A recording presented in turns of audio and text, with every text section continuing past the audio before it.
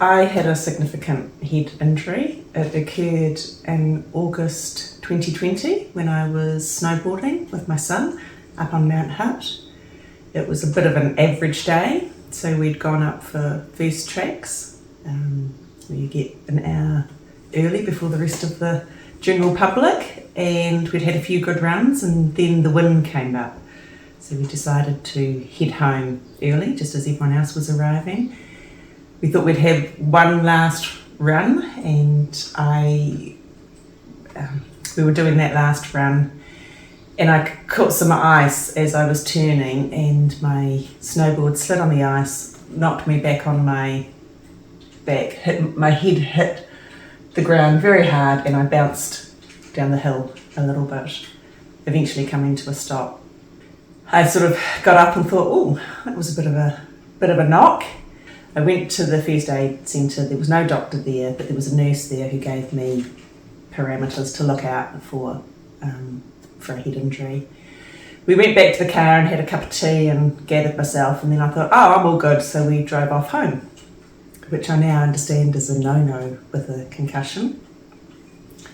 We got home and I was very tired. The drive was quite taxing on me, so I rested in the afternoon. The next day, I didn't go to work. I had a big headache, so I rested some more.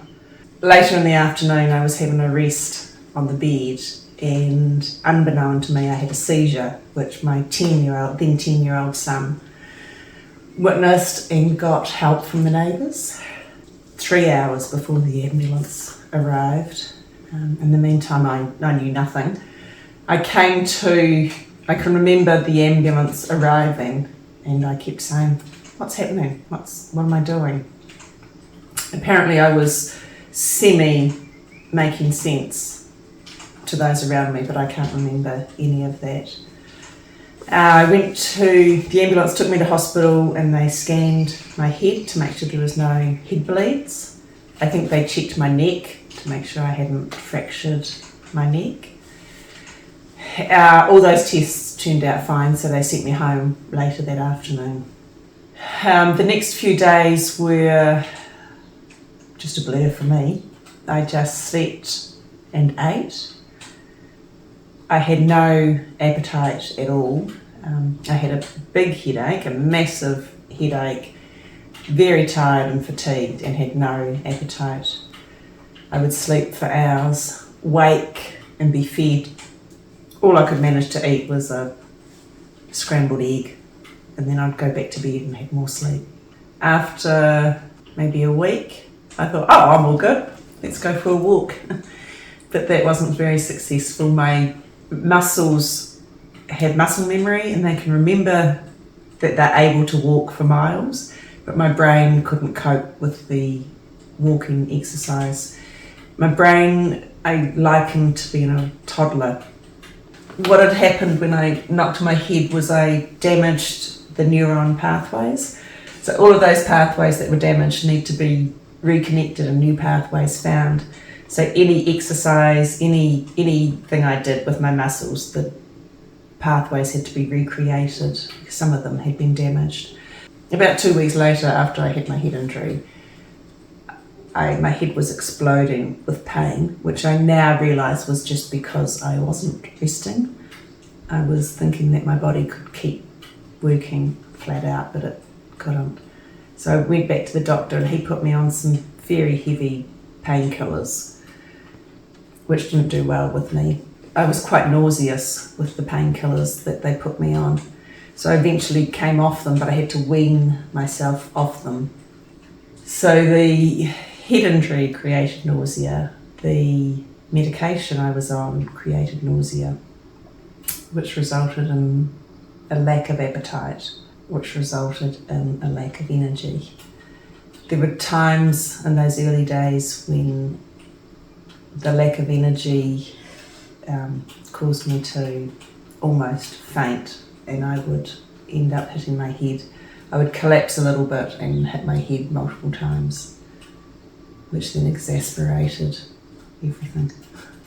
My peripheral vision, as well as peripheral awareness, was off target, and I would often hit my head on cupboard doors inadvertently.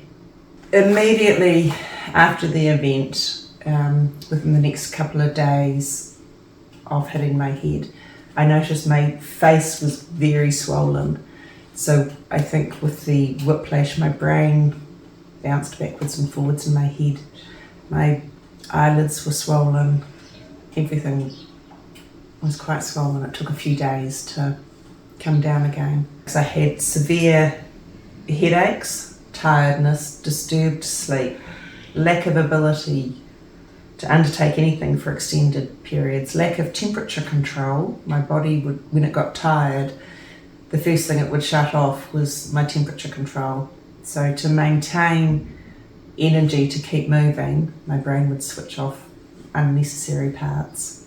I had no appetite, and sight, lights and sound had a significant impact. They increased the headaches.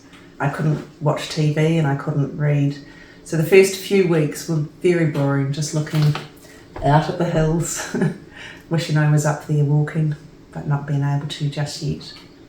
It was about a month after my concussion that I got support from Laura Ferguson Brain Injury Trust. They came on board with physios, occupational therapy, a whole wraparound support for what I needed.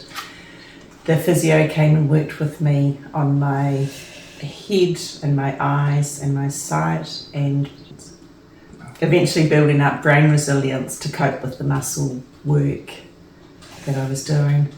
The occupational therapist came and helped me on a day-to-day basis, trying to support me with the common boom or bust that head patients often have. When they're feeling great, they go for it, keep working, and then the bust comes because they've overworked their brain. It's hard for a person who's used to just doing and going to then try and minimise the action to maximise the rest periods. That was probably the hardest bit of all, to manage my resting when I needed it to keep me going throughout the day. I was covered by ACC for the accident. They provided me with medical support and also taxi support. Because I'd had a seizure, I wasn't allowed to drive for a year. So to go to any of the appointments that I had to get a taxi to go there. For a start with ACC, it was pretty challenging to deal with them. If I wanted a taxi, I had to call ACC each time I wanted to get a taxi and explain to them where I wanted to go, and then they would approve it or not approve it.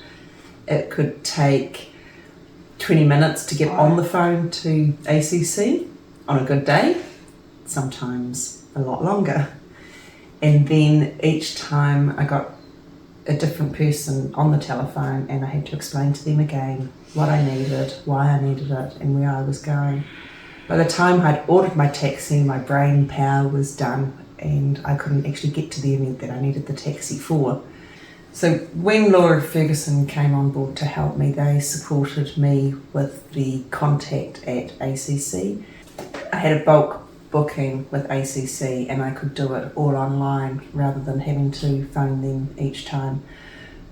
That small process eliminated a lot of brain power that I would normally have used. It streamlined things. From a work perspective, it probably took me a year to get back into the office doing work on a daily basis, but it was only for limited hours. I started working from home first and built up hours. I work on a computer, so it was that aspect of it that was the hard part. For my eyes and my brain got tired very quickly looking at the computer. The concentration was hard. I'm not sure I've yet got my full concentration back, and it was 3 years ago that I hit my head. I'm now I work flexible hours, but I'm probably working about 30 hours a week, which would be my maximum. In the period that was about 4 months after the head injury, up until that stage, I was struggling to eat. And then for the next 4 months, I ate everything. I couldn't get enough food into me.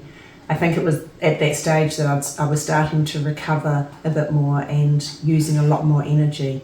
I am now back doing everyday things that I would normally have done. Driving, I've noticed that I can drive for about an hour and a half, and then I start to fatigue. I'm doing all the usual activities I used to do. I swim and fish and dive, walk and tramp, all those things. Gardening, I do a lot of gardening.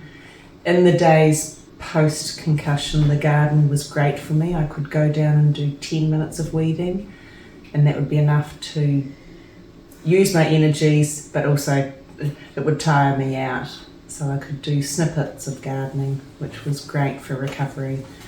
The gardening really is my saviour. I have been back skiing.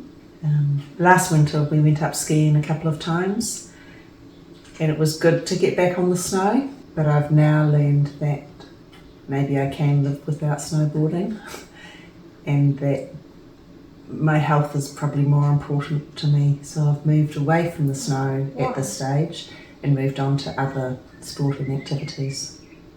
The main reason I wanted to contribute was that the impact of a head injury was totally unknown to me. I had no understanding of what that path would look like. As is human nature, I felt the recovery took far longer than I imagined. A doctor once told me that head injuries were very boring, and I totally underestimated that statement. With a head injury, you really just have to stop and do nothing. Let the head rest, let the body rest and recover. I liken a head injury to being a toddler. The brain's working really hard to create those new neuron pathways. And I can also see now why toddlers have such meltdowns. Their brain's on total overload. Thankfully, I'm not having so many toddler meltdowns now. It's sometimes challenging for all to remember that although externally there's no discernible damage, the brain has been damaged and it needs time to think things through a little bit slower than in the past, and reaction times have decreased. The resilience and patience has decreased. The support of my family immediately after the concussion was vital to my recovery. My husband fed me constantly to ensure that I recovered well. My son, Jesse, took on a lot more of the tasks around the house so that I could rest. It's very important that your family are involved in the recovery process and understand that it does take some time. I found my best times, my clearer times were in the morning, and by the end of the day my brain was toast. It had done a full day's work. Making dinner at the end of the day would have been beyond my ability. Everything was lined up to be served at the same time is something that I still struggle with. Part of the meal will be ready while the rest of it's still following, but we get fed eventually. Luckily, I'm not the only cook in the house. The advice I can give anybody if they've had a head injury is if you're not recovering quickly, seek advice. There are concussion services out there for you. They're there to help you, and they make a world of difference. I was recommended Laura Ferguson Brain Injury Trust, and they have been amazing for me. They supported me all the way through.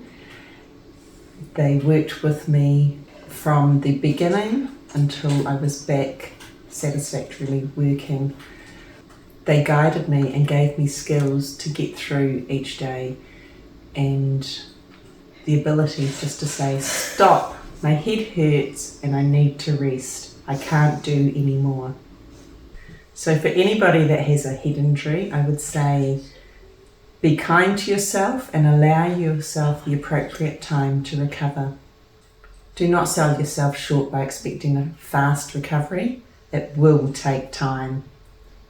Each person is different, and it just depends on how kind you are to yourself as to how quickly you will recover. Be kind and recover well. The more you support yourself in the beginning, the faster your recovery will be.